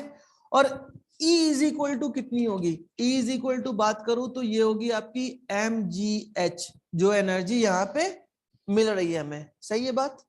इसकी वैल्यू क्या हो जाएगी, मास कितना गिवन है, मास m ही रहने दो, g की वैल्यू को g ही रहने देते हैं, h की वैल्यू 10 दिया हुआ है, तो हमें मिल गया 10 mg, ये मिल गया E की वैल्यू, सही है बात। अब जब ये एनर्जी लेके बॉडी उस पे कोलाइड कर रहा है तो 10% क्या हो रहा है, डिक्रीज कर रहा है ना। तो वो क्या हो जाएगी, वो हो जाएगी हमारी इस पॉइंट पे कितनी एनर्जी इसको मिली रिबाउंड होने के लिए, यही ना। तो अगर इसमें से मैं 25% इसका कम कर दूं, हाँ तो कम आ रहे हो कैसे, हाँ माइनस करना था।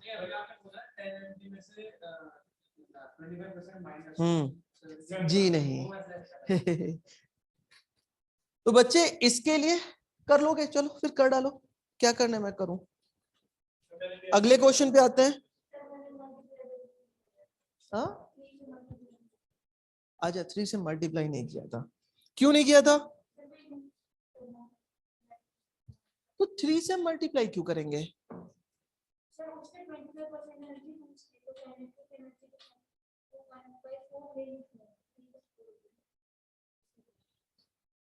3/4 ले ली तुमने, तो तुम्हें 3/4 नहीं 1/4 लेना था ना।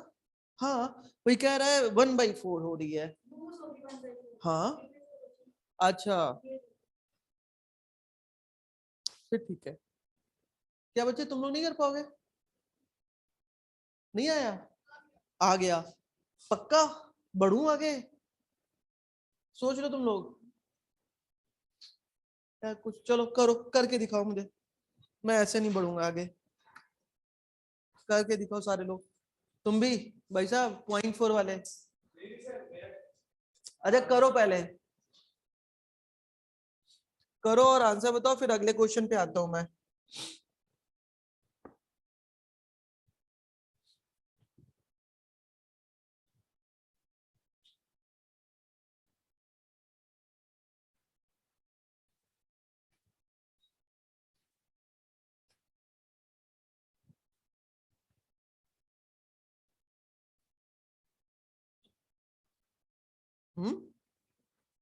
किसका आया, तुम्हारा, तब क्या, ऐसे थोड़ा होता है।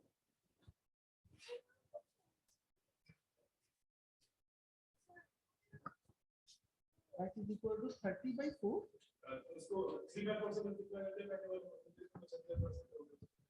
और ये तुमने यार ऐसे थोड़ा ना करते हैं जैसे तुम कर रहे हो।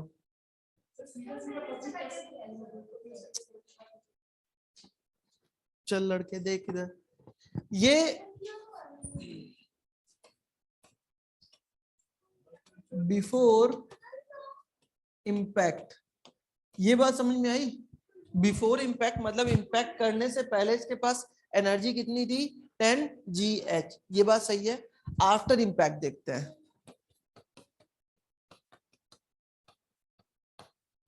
तो आफ्टर इंपैक्ट जो एनर्जी है मैं मानता हूं इसे E1, और इसकी वैल्यू क्या हो जाएगी, mgh जो एनर्जी है माइनस 25% मीन्स 25/100 इंटू GH।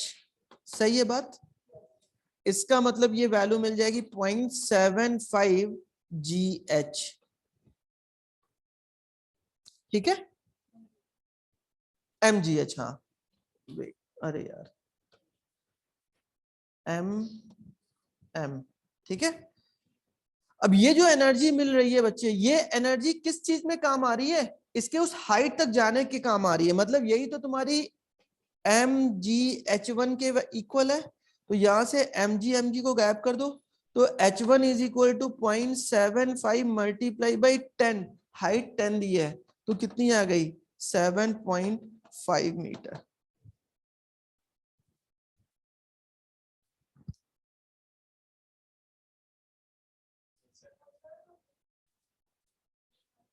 पता नहीं क्या किया, तुम ही समझ पाई।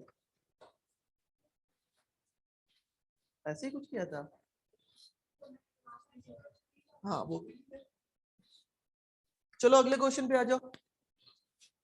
Water falls from the height of 60 meter at the rate of 50 kg per second to operate a turbine. The losses due to frictional force are 10% of energy. How much power is generated by the turbine? क्या नहीं, कोई जरूरी नहीं, power आप निकाल लो, आप power निकाल लो, उसका 10% माइनस कर दो।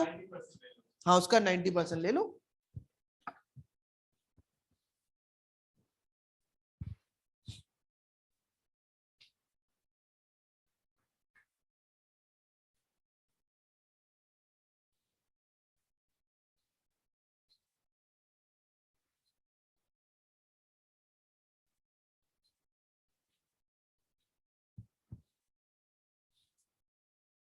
सर टरबाइन मतलब? टरबाइन नहीं पता है तुमको? पंपिंग सेट गांव में लगता है ना। 8.1 किलोवाट, बिल्कुल ठीक है।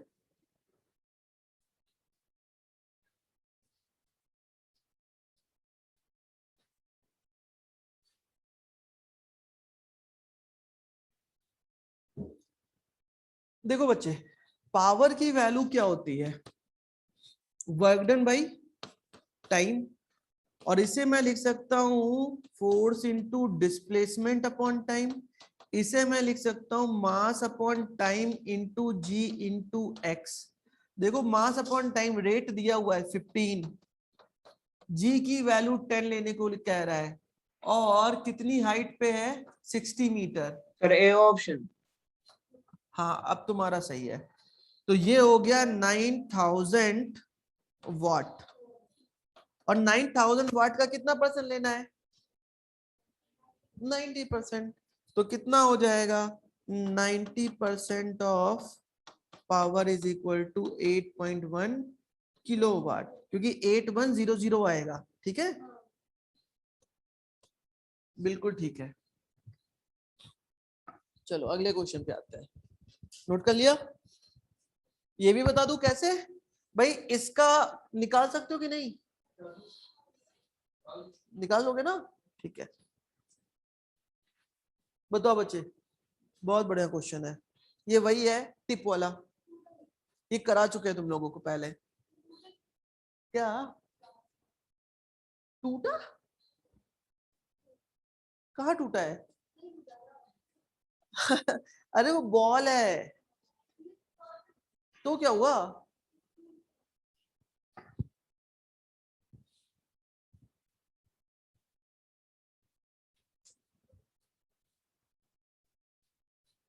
ये क्वेश्चन कराया हुआ है। ये जब WP पढ़ा रहे थे उस टाइम पे मैंने कुछ क्वेश्चंस, हाँ बस बस बस।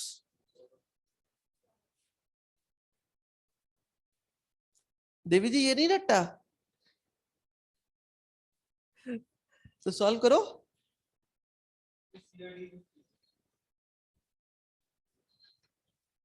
सी या डी में से एक है। हाँ, बात तुम्हारी सही है। एक इनफाइनाइट की जीपी बनती है, इनफाइनाइट सीरीज की, उसको सॉल्व करते हैं, देन फिर ये वैल्यू आती है। क्योंकि लगातार वो कह रहा है जीरो तक आने के लिए, रेस्ट तक आने के लिए, तो लगातार टिप करता जाएगा, H height, H1 height, H2 height, H3 height करते करते, तो एक क्या बन जाएगा, जीपी बन जाएगा।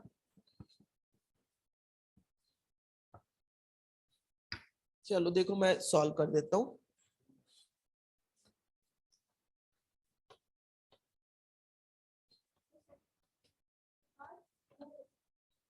और क्या, ई स्क्वायर इंटू H1, लगातार उसी को हम बढ़ाते जाते हैं ना।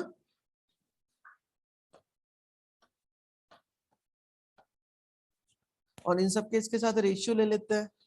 तो फॉर्मूला क्या था, फॉर्मूला था H1 is equal to E square into H, H2 is equal to E square into H2, sorry H, या H1 लिख लो। इस तरीके से ये इंक्रीज करता हुआ जाता है। ठीक है, तो हमारे पास जो फॉर्मूला बनेगा वो बनेगा, क्या बनेगा, टाइम, टाइम की वैल्यू निकालते हैं हम।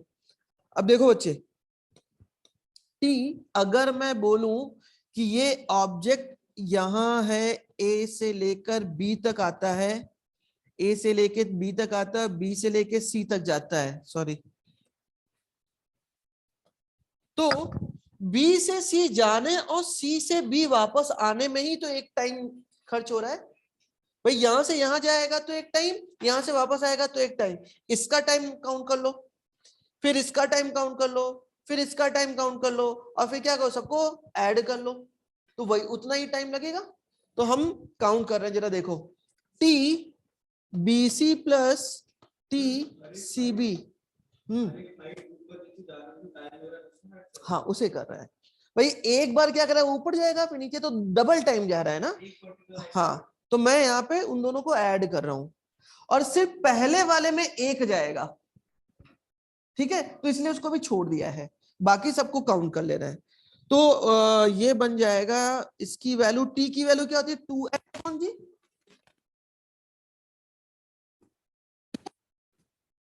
2h अपॉन जी, और ये हो जाएगा H1। H1 की वैल्यू जरा पुट करो वहां से, तो ये यहाँ पे 2 आ जाएगा, क्योंकि इन दोनों को ऐड कर रहा है ना, दोनों का सेम होगा। तो 2e under root 2h upon जी, क्या ये बात समझ में आई? ठीक है, अब आ जाओ अगला, C से लेके D, D से लेके E, DE के लिए देखो, तो T DE plus T ED is equal to 2 times of 2h2 upon g. तो क्या करो, ये हो जाएगा 2e square upon 2h upon जी, अगर वैल्यूज को पुट करोगे तो। फिर थर्ड आएगा तो क्यूब हो जाएगा, फोर्थ आएगा पावर 4 हो जाएगा, ऐसे इंक्रीज करता जाएगा। तो इस सीरीज को मैं यहाँ पे टोटल टाइम में लिख रहा हूँ, total time is equal to, पहले में आएगा under root 2h upon g, plus दूसरे में यहाँ पे लिखा हुआ है 2e under root 2h upon g, plus तीसरे में आएगा 2e square under root 2h upon g, plus and so on.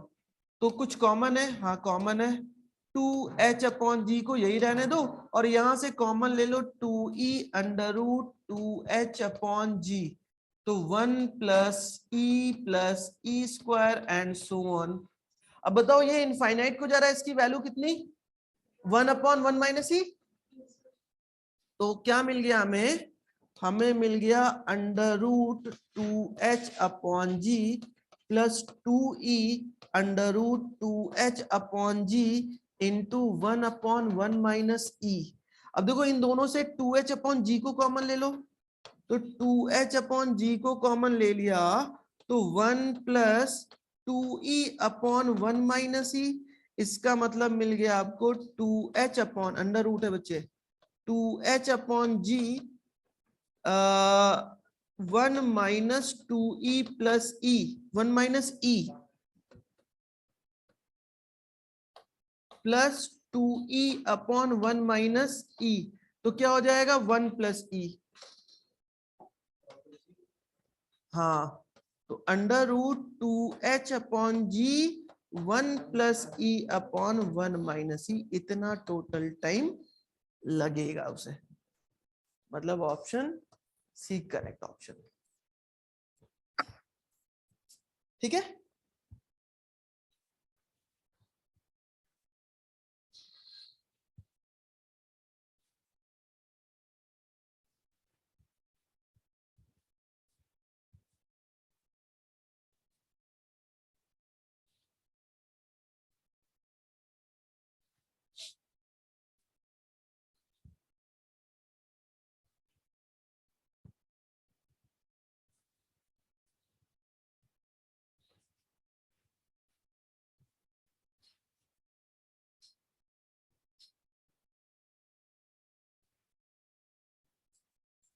वापस आ गए क्यों?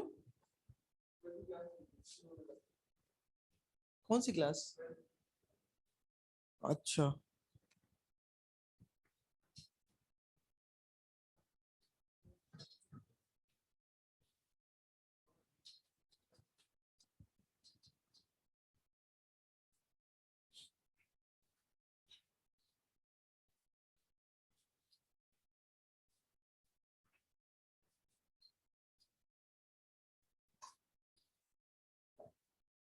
डन।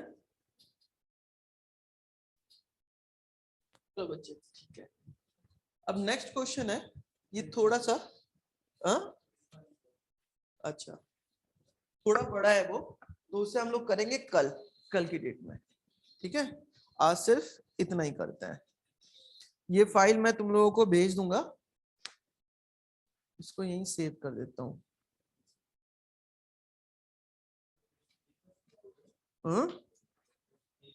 पता नहीं,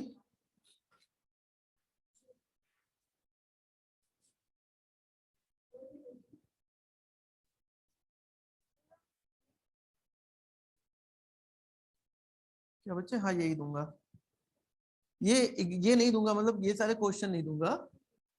हाँ बिल्कुल, हाँ एक ही बहुत है।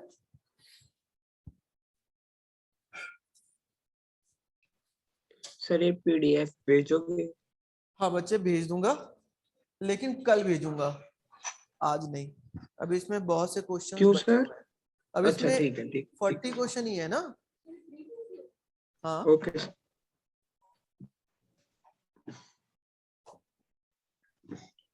और जो तुम्हारे वो सारे क्वेश्चंस है उसके जो बुकलेट है MDG, वो सब भी तुम्हें पड़े हुए हैं सारे, सब तुम्हारा खत्म हो जाए, कुछ बचे ना।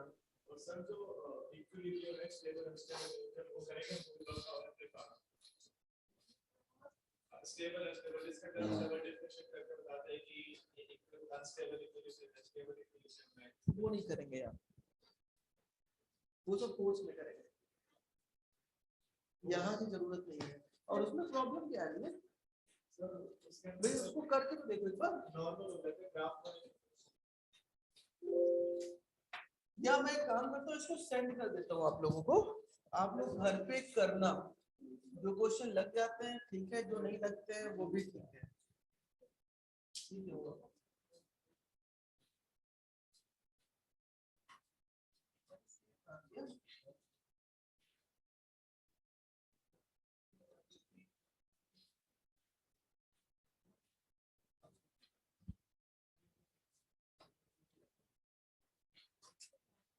अरे यार